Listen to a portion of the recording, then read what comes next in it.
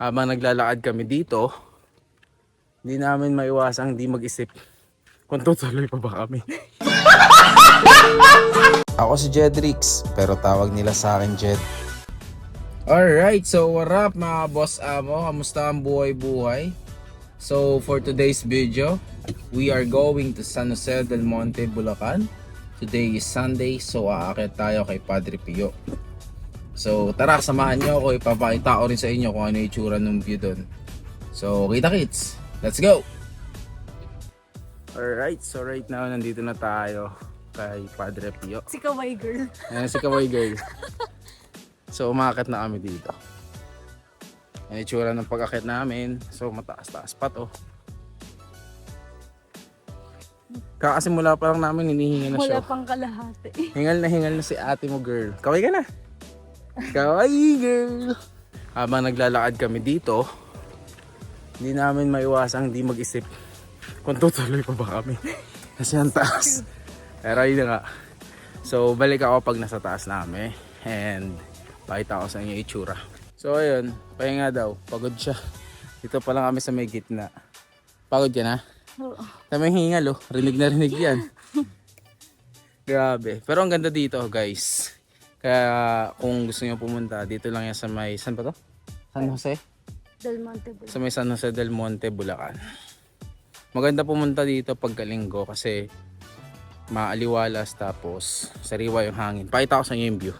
So ayan, yung itsura niya. Wala pa kami sa tuktok niya na. Dito pa lang kami sa kalagitnaan. Nagpahinga lang kasi napapagod na to si ate girl. Si ate girl. Pwede pala eh. Ba't pala kotse na lang tayo? Gusto nyo pa magkotse. Ganda-ganda nga maglakad eh. Exercise nga yun eh. Dati kaya ko to. Pero ngayon. Konti na lang yan. Patok-tok na tayo. Ikaw, love it sir. Second time right? Third nata. Third time. Pero nakamotor kasi ako pumunta dito. Oh, diba? Dapat magkotse. Hindi, naglakad lang din ako nun. Ang parking ng motor sa baba. Ito. Oo. So, yun. So, dito na kami sa may dulo. Tapos, ito yung itsura niya. So, ayan, sa may hagdan. Dito.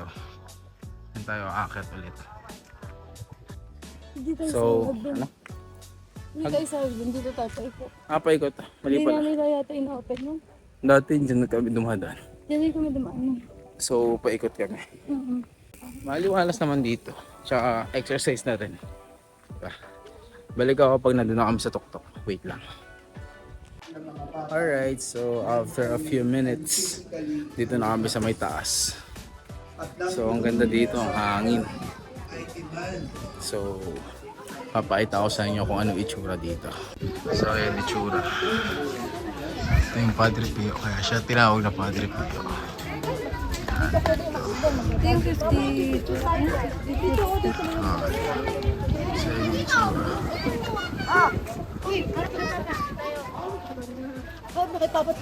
Alright, so yun yung itsura niya dito. Magandang pasyalan.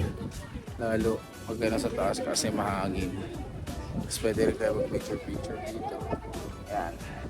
Free lang naman ang pasok dito. Walang bayad. Ay, wala na ano. Tapos tamang pahinga. Sarap-sarap tumingin-tingin sa malayo. Diba? Yes. Magandang view. Dati na. Nakaka-relax. Ano? May hagdan dyan. Na? Pwede mo. Oo, dati dito guys.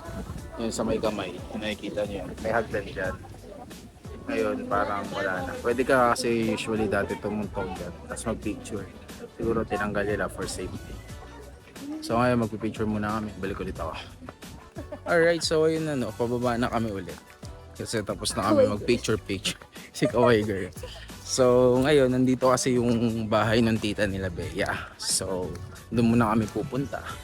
And then papasyal daw ako ni Bea doon sa pitak ng tita niya. So ganda talaga ng place dito guys. Kaya kung ako sa inyo, try yung dalawin. Dito lang yan sa San Jose. Ito yung itsura. Oo, diba? Yung itsura niya. Pure natural talaga. Kalikasan na kalikasan yung itsura. Tapos yung hangin sariwa. Yun nga lang akyatan. Pero once in a lifetime lang naman yan eh. For experience, diba? Bakit tayo hindi susugal sa ganun? Tsaka magandang experience din to kasi makikita niyo yung itsura sa pag nasa taas na kayo. So, marami kayong pwedeng isipin. Eme. So ngayon, ito, pababa na kami. Medyo gutom na rin si Ate mo, Bea. Napagod siya. So, babalik na lang ako ulit mamaya pagka papunta na kami dun sa Pitak. See you there. Alright, so guys, ayun na nga, nandito na kami sa to. Anong tawag dito? Sa titak. Pitak nung tita ni Bea. So, pakita ko sa inyo yung itsura. Probinsya yung vibes. So, ayan. Lahat to, no? Yun sila. Ah, sila Joy. Lahat to, no, sa tita mo tsaka tito mo. Okay. Ayan. Ito yung mga lupain nila dito. Yun, tapos ang sarap dito mamasyal. Yung daan, banda. Ibang may-ari niyan. May specific lang na. Nakangati na siya. Ate, hindi pa naka-short pa ako. Iiyak na siya. So, ayun. Tamang tingin-tingin muna kami dito. Maganda rin naman dito mamasyal. Lalo't mahangin paghahapon, tapos di mainit. Tapos, yun na nga, total nandito naman na kami sa Bulacan. Daan na tayo kay nanay, no? Yes, mamaya. Mamaya, dalaw na kay nanay. Kasi dito rin naman nilibing si nanay sa San Jose. So, dadalawin ko na rin siya. Sila Bridget to. Sayang di mo vlog yun doon na. Kukuha ang kamoting kahoy. So, yan, balik na lang kami pagka nandun na, pagbiyahe na ulit. Bye-bye. Alright, so right now nandito na tayo sa sementeryo. So ito yung libingan ni nanay.